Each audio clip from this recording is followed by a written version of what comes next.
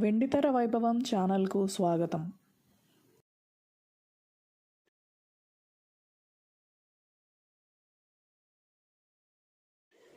Mahanati సావిత్రికి 1977 September 15న Madras Savera హోటల్లో ఘన సన్మానం జరిగింది.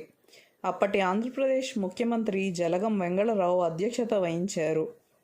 నట శిరోమణి సావిత్రికి జరిగిన సత్కారాలలో దీనిని ప్రముఖమైనదిగా చెప్పవచ్చు.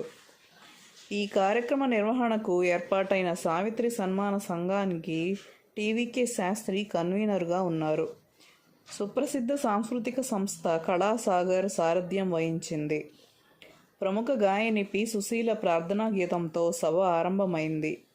సన్మాన సంఘం తరపున శ్రీ బివిఎస్ఎస్ మణి స్వాగతోపన్యాసం చేశారు.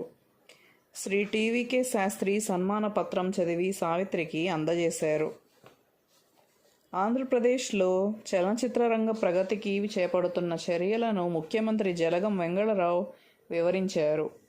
చిత్ర పరిశ్రమ ప్రముఖులు సహాయ సహకారాలను అందించాలని విజ్ఞప్తి చేశారు. వాస్తుశిల్పి BN Reddy, Krishnamraju, IJ Rao, PV Ramanaiah, MS Reddy, doctor Muddukrishnareddy, Anjalidevi, Vanisri తదితరులు సావిత్రి నటనా వైదుష్యాన్ని ప్రస్తుతిస్తూ ప్రసంగించారు.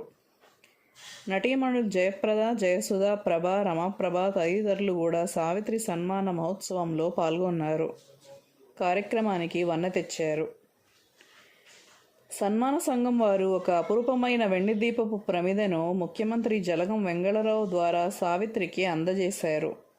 అదేవిధంగా ఒక బంగారు గొలుసును కూడా బహూకరించారు.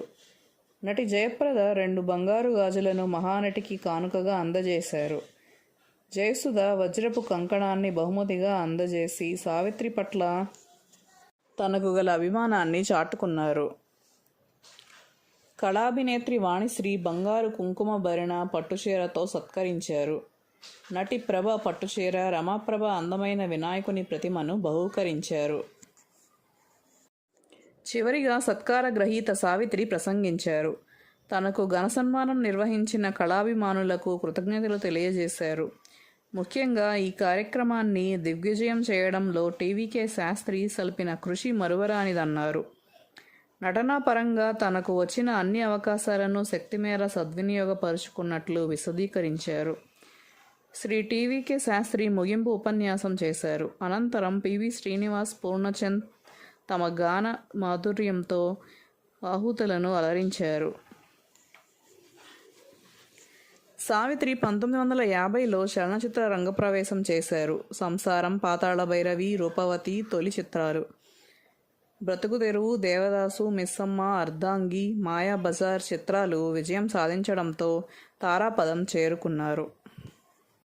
తదనంతర కాలంలో మహానటిగా ప్రజల మన్ననలు అందుకున్నారు.